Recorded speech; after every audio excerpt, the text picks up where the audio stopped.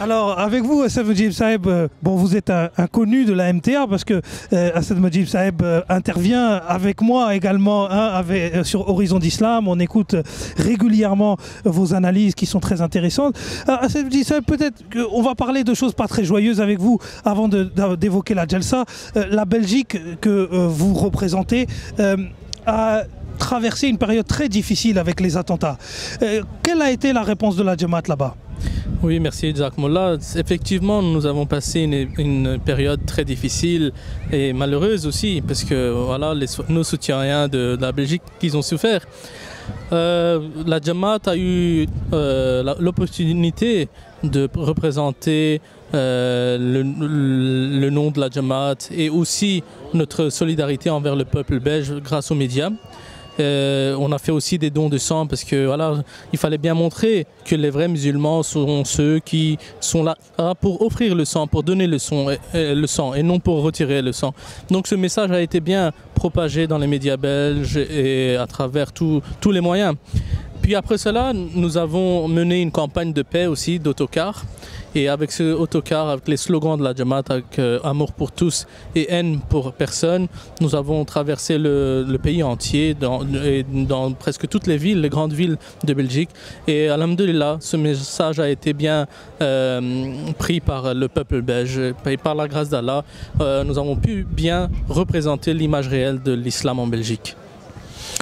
Alors Giacomo, là, voilà, c'était pour les aspects pas très rigolos, mais c'est vrai que vous avez fait un effort admirable lors de cet attentat, et je pense que c'était important également pour le monde francophone de savoir que malgré tout ce qu'on traverse, malgré le fait que l'Europe traverse une période d'insécurité, quelque part pour la Jamaat, les choses ne changent pas. On sera toujours présent là où il y aura de la souffrance et on sera toujours là pour l'atténuer plutôt que de l'aggraver. Ceci étant dit, aujourd'hui on est à la Jalsa, magnifique rayon de soleil, il fait très beau, on était en train de rigoler tout à l'heure ensemble. Cette fraternité-là, est-ce qu'on peut la trouver ailleurs, Assad Mujib Saheb ? Non, certainement pas. En Europe, c'est l'endroit, le seul endroit où vous pouvez voir toutes les nationalités du monde entier, presque. Elles sont réunies sous un toit. Et vous voyez une atmosphère, comme vous avez dit, de fraternité et d'amour. Et on voit le slogan de la Jamaat bien rayonner dans cette atmosphère que l'amour pour tous et haine pour personne, on peut bien le voir ici présent à cette Jalsa.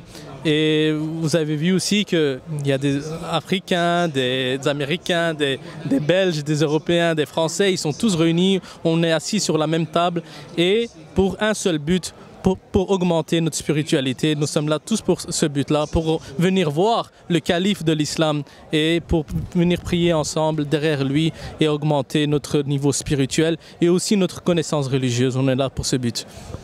Effectivement, alors, Assad Mujib Saheb, est-ce que vous voyez moi, ça m'a toujours impressionné, en tout cas, et je voulais avoir votre avis là-dessus, c'est, vous savez, cette faculté qu'a notre Jamaat, depuis le Messie promis, et peut-être que vous pourrez nous expliquer peut-être pourquoi, de toujours approvisionner en nourriture les gens qui sont là. La nourriture ne manque jamais, il y a toujours à boire et à manger, comme on dit. Comment ça se fait? Est-ce qu'il y a une réalité derrière tout ça? En fait, en réalité, c'était une promesse de Dieu qui a été faite au Messie promis, alayhi salatu wassalam, que un jour ou bien dans ta vie, tu verras que les gens viendront de loin et ils mangeront de ta cuisine.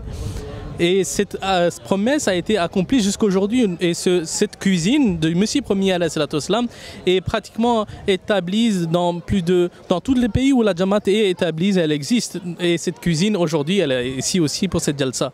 Et vous voyez encore une fois que toutes les nationalités sont assises ensemble et en train d'en profiter de cette révélation divine qui a été confiée au Messie premier alayhi salatu wassalam. Et nous sommes tous témoins de cette prophétie qui est accomplie tous les jours. Et tous les jours, elle est accomplie d'une autre manière et d'une manière plus belle que la manière antérieure.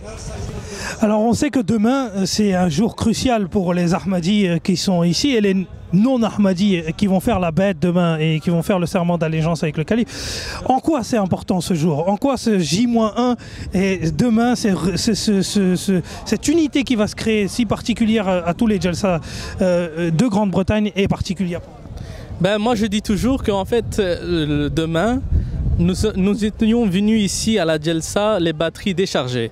Et lorsqu'on va retourner après la Baya, le serment d'allégeance de demain, nous serons tous rechargés spirituellement. Et c'est ça, je pense, le résumé de cette journée de demain qui va venir.